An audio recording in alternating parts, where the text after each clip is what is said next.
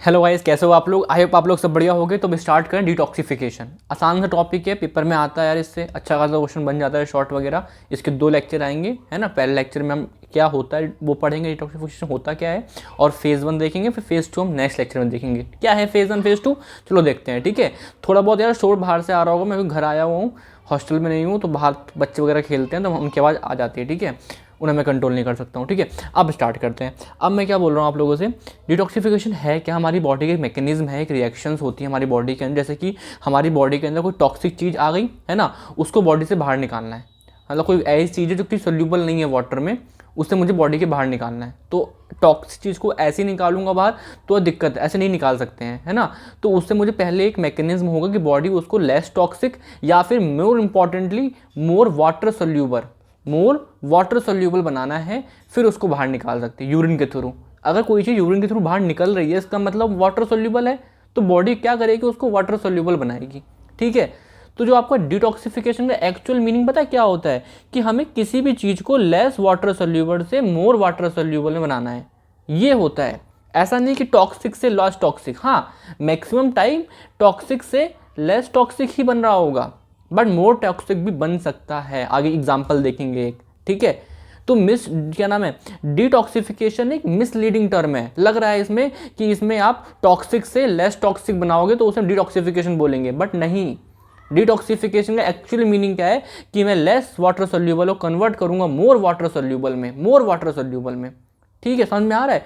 और उसके दौरान आपका टॉक्सिक से लेस टॉक्सिक ही बनता है मैक्सिमम टाइम। बट कई बार ऐसे एग्जाम्पल ही हमारे सामने आए हैं कि आपकी टॉक्सिक हमने दिया और वो ज़्यादा टॉक्सिक बन गया, बट वो मोर वाटर सोल्यूबल है। जैसे एग्जाम्पल आई बताऊं, एक मिथेनॉल है, ठीक है। इसको मैंने कन्वर्ट करा, डिटॉक्सिफिकेशन करा और कन्वर्ट इनटू फॉर्मिक एसिड। तो formic acid more water soluble, okay, but ये मोर टॉक्सिक होता है एज कंपेयर टू मिथेनॉल, ठीक है। चलो, तो इसका मोर अप्रोप्रिएट टर्म हमने डिटॉक्सिफिकेशन हटा के हम सोच रहे हैं, इससे अच्छा टर्म हम बायो ट्रांसफॉर्मेशन ला रहे हैं, ठीक है। इज अ प्रिफरेबल, ठीक है। क्योंकि डिटॉक्सिफिकेशन में थोड़ा सा मिसलीडिंग टर्म दिख रही है, नाम से लग रहा है कि अरे टॉक्सिक को लेस टॉक्सिक करता है, हाँ ये करता भी है, but few examples are there जहां पे वो टॉक्सिक को मोर टॉक्सिक में भी कर रहा है, ठीक है। लेकिन जो मेन मोटो क्या कर रहा है, वो लेस वाटर सोल्यूबल को मोर वाटर सोल्यूबल में कर रहा है, ठीक है।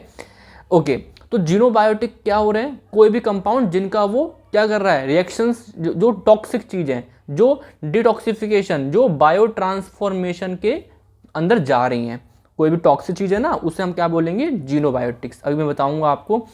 जैसे कि ये हो गया, ये टॉक्सिक है, तो ये क्या है, जीनोबायोटिक। ये टॉक्सिक है, ये क्या है, जीनोबायोटिक, है ना। इसको मुझे कन्वर्ट करना है simple form, water soluble form में, जो कि आराम से बाहर निकल जाए, यूरिन के थ्रू बाहर निकल जाए, ठीक है, बॉडी के बाहर निकल जाए, ठीक है। अब मेन ऑर्गन कौन सा है डिटॉक्सिफिकेशन करने के लिए, जब प्रिंसिपल ऑर्गन कौन सा है आपका ये क्या बोलेंगे, लीवर होगा, ठीक है, लीवर होता है। चलो समझते हैं। तो अब पूरा समझते हैं इसको कि मैकेनिज्म क्या होगा। तो वहाँ जीनोबायोटिक क्या है, जिस कंपाउंड का मुझे डिटॉक्सिफिकेशन करना है, ठीक है। तो पहला इसको फेज़ 1 में जाना है, फेज़ 2 में जाना है, बट ये कंपलसरी नहीं है। मान लो एक जीनोबायोटिक है, वो फेज़ 1 में गया पहले और फिर फेज़ 2 में गया, ओके। बट ऐसा भी हो सकता है कि ये जीनोबायोटिक आपका सीधे फेज़ 2 में गया, डिपेंडिंग अपॉन उसकी रिक्वायरमेंट क्या है, कि उसको फेज़ 1 की नीड है कि नहीं है। उसको फेज़ 2 सीधे चलना है तो हाँ ठीक है, फेज़ 2 कर लो, कोई दिक्कत नहीं है। बस मेन क्या है, आपको लेस वाटर सोल्यूबल फॉर्म में मोर वाटर सोल्यूबल फॉर्म में आपको एक्सक्रीट होना है। चाहे आप फेज़ 1 करो पहले, फिर फेज़ 2 करो, या सीधे फेज़ 2 कर लो, उससे मतलब नहीं है, ठीक है। तो फेज़ 1 में क्या होगा, उस कंपाउंड को या तो ऑक्सीडेशन होगा, रिडक्शन होगा, या हाइड्रोलिसिस होगी, ठीक है। इन सब चीज़ों से करके फिर मैं उसे कन्वर्ट करूंगा, किसमें, कॉन्जुगेशन करूंगा। फेज़ 2 में मैं कुछ उसमें कुछ ऐड करूंगा, ठीक है, कॉन्जुगेट करूंगा, फेज़ 2। तो ये हमारा नेक्स्ट लेक्चर होगा। अभी हमारा जो मेन फोकस है कि फेज़ 1 में क्या होगा, ऑक्सीडेशन। यहाँ से आएगा आपका एक शॉर्ट नोट, साइटोक्रोम P450 से आता है शॉर्ट नोट, ठीक है। चलो, अब मैं क्या बोल रहा हूँ आपको, फेज़ 1 में क्या है, आपका कंपाउंड को ऑक्सीडेशन या रिडक्शन या फिर हाइड्रोलिसिस। ऑक्सीडेशन में मेनली क्या होता है यार, का हाइड्रोक्सिलेशन की OH ग्रुप लगता है। कैसे लगता है चलो देखते हैं। तो वहाँ पे एक एंजाइम होता है यार, बहुत इंपॉर्टेंट, आपको जो वो होता है माइक्रोजोम होता है आपका लीवर में, ठीक है। वहाँ मिलता है हमको एक एंजाइम, क्या, साइटोक्रोम P450। बहुत इंपॉर्टेंट एंजाइम है। क्या करता है ये, क्या करता है ये जीनोबायोटिक है, कोई भी कंपाउंड है, ये आपके ऑक्सीजन लेगा, इसमें एक ऑक्सीजन ऐड कर देगा, एक ऑक्सीजन ऐड कर दी, क्या बन गया ZOH। अब बताओ OH ग्रुप आ गया तो वाटर सोल्यूबल बढ़ा है कम हुआ, hydrogen bond water soluble, yes मोर वाटर सोल्यूबल, ठीक है। तो क्या हुआ, ये मोर वाटर सोल्यूबल में कन्वर्ट हुआ, यही तो करना है हमको, ठीक है। ये किसने कराया, साइटोक्रोम P450 एंजाइम ने कराया, ठीक है, ठीक है। और पानी निकल गया, मतलब कि एक ऑक्सीजन दी और पानी निकल गया, ठीक है। और क्या निकल गया, एक ऑक्सीजन जाके कहाँ ऐड हो गई, XH में ऐड हो गई और क्या बन गया, XOH बन गया।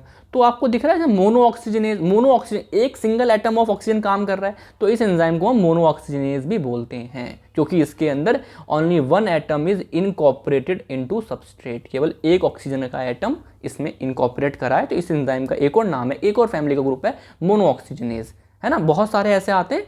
तो मोनो ऑक्सीजनेज का एग्जाम्पल कौन सा है आपका, साइटोक्रोम P450। क्यों बोलते हैं मोनो ऑक्सीजन, बिकॉज में एक सिंगल ऑक्सीजन इसमें इनकॉर्पोरेट करता है सबस्ट्रेट के अंदर, ठीक है। अब साइटोक्रोम P450 की मल्टीपल फॉर्म्स मिलती हैं, 20 से 200 के बीच में बहुत सारी मिलती हैं, ठीक है। तो अब इसमें क्या है, जो इसका प्रोस्थेटिक ग्रुप है वो क्या है, हीम है, हीमोप्रोटीन, ठीक है ना, हीमोप्रोटीन, समझ में आ रहा है क्या। तो ये एक हीमोप्रोटीन क्या है आपका एंजाइम है, इसका प्रोस्थेटिक ग्रुप क्या है ये। अगर मैं पूछूं आपसे इसका कोएंजाइम क्या है, ये आपका एंजाइम है, ये आपका एंजाइम है, तो कोएंजाइम क्या होगा यार, NADPH very very important, NADPH का काम करेगा ही नहीं, तो कोएंजाइम क्या है इसका, NADPH। समझ में आ रहा है ना। विटामिन कौन सा होगा, चलो मैं आपसे क्वेश्चन पूछता हूँ, NADPH वाला कौन सा विटामिन होता है ना, चलो बताना मुझे, नियासिन वगैरह पढ़ा होगा ना, चलो ठीक है। अब ये कहाँ पर होता है बताया मैंने आपको, माइक्रोजोम ऑफ लीवर, ठीक है, वहाँ मिलेगा आपको, मैक्सिमम वहीं मिलता है, थोड़ा बहुत है वहाँ मिलता है, वो माइटोकॉन्ड्रिया ऑफ एड्रिनल ग्लैंड में मिलता है, ठीक है। और एक चीज़ है फॉस्फोलिपिड, कौन सा वाला, फॉस्फोडाइलिन कोलिन, ये भी जरूरी होता है, उसके अंदर ही होता है, साइटोक्रोम P450 के अंदर ही होता है, ठीक है। और ये आपका इंड्यूसिबल एंजाइम है, मैं बता ये पॉइंट बता रहा हूँ, यहाँ से आपका शॉर्ट नोट आएगा, यहाँ से आता है, ठीक है, आता है यहाँ से, इस सारे पॉइंट लिखने होते हैं। ये आपका इंड्यूसिबल एंजाइम है, यानी कि कुछ दवाइयाँ इसको बढ़ा भी सकती हैं और कुछ दवाइयाँ इसको रोक भी सकती हैं। तो जब दवाइयों कॉम्बिनेशन देते हैं, तो सपोज करो ऐसा हुआ कि मान लो हम A दवाई है और एक B दवाई है, ठीक है।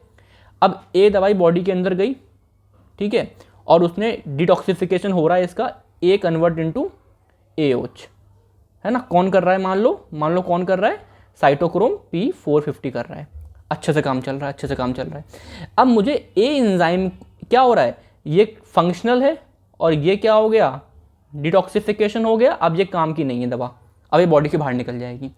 अब लेकिन हमारी ज़रूरत ऐसी है कि हमको ना हमें बॉडी के अंदर चाहिए, तो मैं साथ में एक B दवा और दूंगा जो इस एंजाइम को रोक देगी जाके। अब मुझे बताओ, ये एंजाइम रुक गया तो रिएक्शन नहीं होगी, तो ये इसकी कंसंट्रेशन इन ब्लड बढ़ जाएगी, वो दवाई लंबे समय तक काम करेगी। समझ में आ रहा है, कॉम्बिनेशन देखना होता है इस दवाई, चलो ये तो आप सेकंड ईयर में पढ़ोगे फार्मा वगैरह के अंदर, बट अभी के लिए समझो साइटोक्रोम P450 को हम इंड्यूस भी कर सकते हैं, बढ़ा और घटा भी सकते हैं, ठीक है। अब इसका P450 क्यों बोल रहा हूँ मैं, बिकॉज ये पिगमेंट एक तरीके से होगा इस टाइम पे आपका P फॉर पिगमेंट, और 450 नैनोमीटर पे ये बेस्ट एब्जॉर्प्शन दिखाता है लाइट का। कब, जब इसे हम कार्बन मोनोऑक्साइड से जोड़ें, यानी कि साइटोक्रोम P450 में मैंने बाउंड कर दिया कार्बन मोनोऑक्साइड, उस टाइम पे इसका जो एब्जॉर्प्शन पीक जो बनता है वो 450 नैनोमीटर लाइट पे बनता है, ठीक है। तो वहाँ से नाम बना है, ऐसे आपके बहुत सारे नाम होंगे 480 वगैरह करके ऐसे बहुत, तो वो जो नंबर है वो आपका पीक दिखाता है, नैनोमीटर में वेवलेंथ दिखाता है, ठीक है। चलिए अब एक्चुअली हुआ क्या यहाँ पे आपने किसी भी जीनोबायोटिक में उसमें OH ग्रुप लग गया, यानी ऑक्सीडेशन उसका हो गया, ठीक है, हाइड्रोक्सिलेशन के फॉर्म में, ओके। अब एग्जाम्पल देख लें थोड़े से, कोई भी अल्कोहल होगा उसे कन्वर्ट करेंगे एसिड में, लाइक मिथेनॉल है, इसे कन्वर्ट करा फॉर्मिक एसिड में, ये क्या है आपका मोर टॉक्सिक और ये आपका लेस टॉक्सिक। अब बोलोगे यार ये क्या हो गया, हाँ भाई ये हो गया, क्यों, क्योंकि मोर वाटर सोल्यूबल है, ये मोर वाटर सोल्यूबल है, ठीक है। ऐसे ही आपका ethanol convert into acetic acid, alcohol यार अल्कोहल पढ़ा था मैंने, बताया था, ठीक है। आपका ये क्या बेंजल अल्कोहल है, ये बेंजोइक एसिड में, मतलब कोई भी अल्कोहल होगा, कोई भी एल्डिहाइड होगा, कोई भी अल्कोहल कोई भी एल्डिहाइड आपका कन्वर्ट इनटू एसिड। एसिड क्यों यार, उसमें OH ग्रुप आ जाता है, OH group is more water soluble, है ना, ठीक है। कोई भी अमीन डेरिवेटिव है, एलिफेटिक वाला क्या करेगा, आपका यूरिया निकाल देगा, आपका एलिफेटिक वाला यूरिया निकाल देगा, ठीक है। और आपका जो एरोमेटिक वाला एनिलीन वगैरह वो आपका फिनॉल वगैरह इस टाइप से बन जाएगा। मतलब कहने वाली बात इतनी सी ही है कि एसिड फिर से बन जाएगा, एसिड फिर से बन जाएगा, ठीक है। और आपका एरोमेटिक में बेंजीन है तो कन्वर्ट इनटू फिनॉल। बेंजीन क्या होता है, ऐसा स्ट्रक्चर है ना, और फिनॉल क्या होता है, अगेन ऐसा स्ट्रक्चर, और OH लग गया, ठीक है। सल्फर वाला H2SO4, और एक ड्रग होती है, ट्रैंकुलाइजर्स हैं ये, क्या एक ड्रग का नाम क्या है, जो ट्रैंकुलाइजर है मेप्रोबेमेट, ठीक है ना, वो उसमें OH ग्रुप लगा दिया, दैट्स इट। यही काम है ऑक्सीडेशन का। तो ड्रग्स मेजॉरिटी में कहाँ जाती हैं, ऑक्सीडेशन करती हैं। फेज 1 में अगर मैं पूछूं सबसे ज़्यादा क्या होता है, ऑक्सीडेशन, रिडक्शन या हाइड्रोलिसिस, तो ऑक्सीडेशन सबसे ज़्यादा होता है। कौन सा एंजाइम कराता है, साइटोक्रोम P450 कराता है। इसका कोई एंजाइम क्या होता है, NADPH होता है।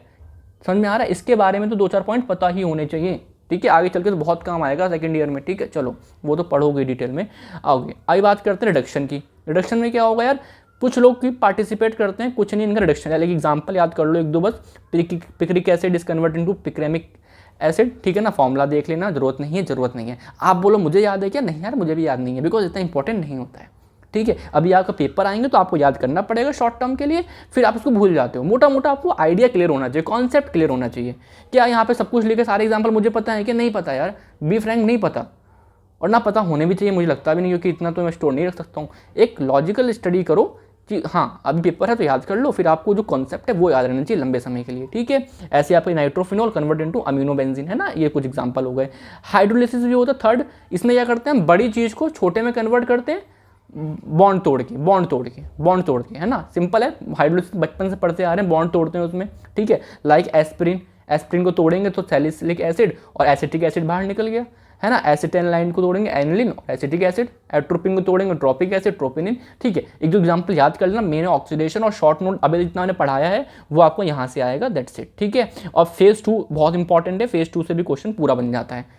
तो पूरा मुझसे चैप्टर में पूछोगे इंपॉर्टेंट क्या है, इंपॉर्टेंट आपका ऑक्सीडेशन में साइटोक्रोम P450 के बारे में जानना और पूरा ऑक्सीडेशन जानना, और फेज 2 तो पूरा इंपॉर्टेंट है, ठीक है। ये 2 चीज़ें बहुत इंपॉर्टेंट है, इन्हें करके जाना इस टॉपिक में, ठीक है। एक लेक्चर कल भी आएगा जहाँ हम डिस्कस करेंगे फेज 2 के बारे में, दैट्स ऑल, डिटॉक्सिफिकेशन खत्म हो जाएगा, ठीक है। चलिए, थैंक यू, बाय।